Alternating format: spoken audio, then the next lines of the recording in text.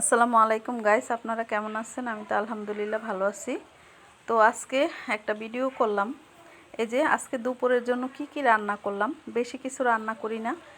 এই যে ডাল রান্না করছি টমেটো দিয়ে, একটু পেঁয়াজ রসুন দিয়ে বাগার দিছি, আর একটু ঘন করে রান্না করছি ডালটা। বেশি পাতলাও না বেশি ঘনও না, ঘন করলে আপনাদের ভাইয়া খেতে চায় না, আর পাতলা করলে বেশি ছেলে খেতে চায় না।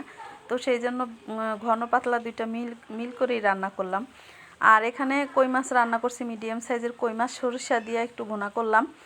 তো সরিষা দিয়ে কই মাছ ভুনা করলে অনেক ভালো লাগে, আমাদের ঘরে সবাই পছন্দ করে সেই জন্য। আর কিছু পেয়ারা আনছিল, খাওয়া হয়েছে, আর এই 3টার মতো রয়েছে।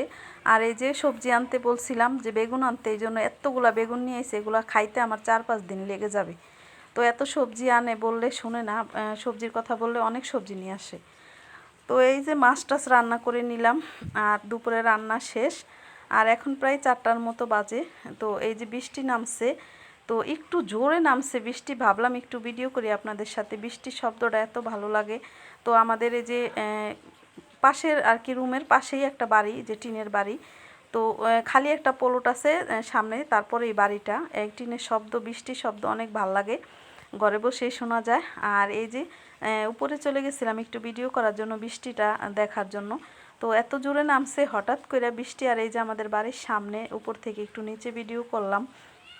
তো অনেক ভালো বৃষ্টি হয়েছে, কিন্তু রাস্তাঘাট একদম ভিজে গেছে, চপচপা হয়ে গেছে সব কিছু। তো ভিডিওটা কেমন লাগলো কমেন্ট করে জানাবেন, ভালো লাগলে শেয়ার করে দিবেন, লাইক দিবেন, সাবস্ক্রাইব দিবেন, পাশে থাকবেন।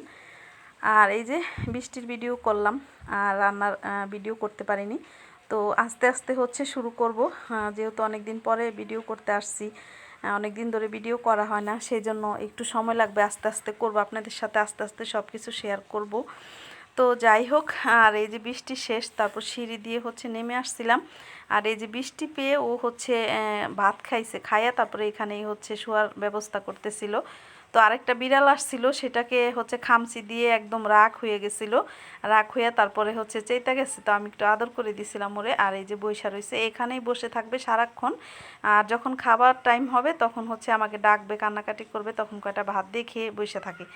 তো ওদেরকে কি মারা যায় বলেন? ওরা হচ্ছে আদরের জিনিস, ওদের দিকে তাকালেই মায়া লেগে যায়, এমনভাবে ডাক দেয় মিউ মিউ করে, খুব খারাপ লাগে ওদের জন্য। তো যাদের বাসায় যায় কেউ মারবেন না।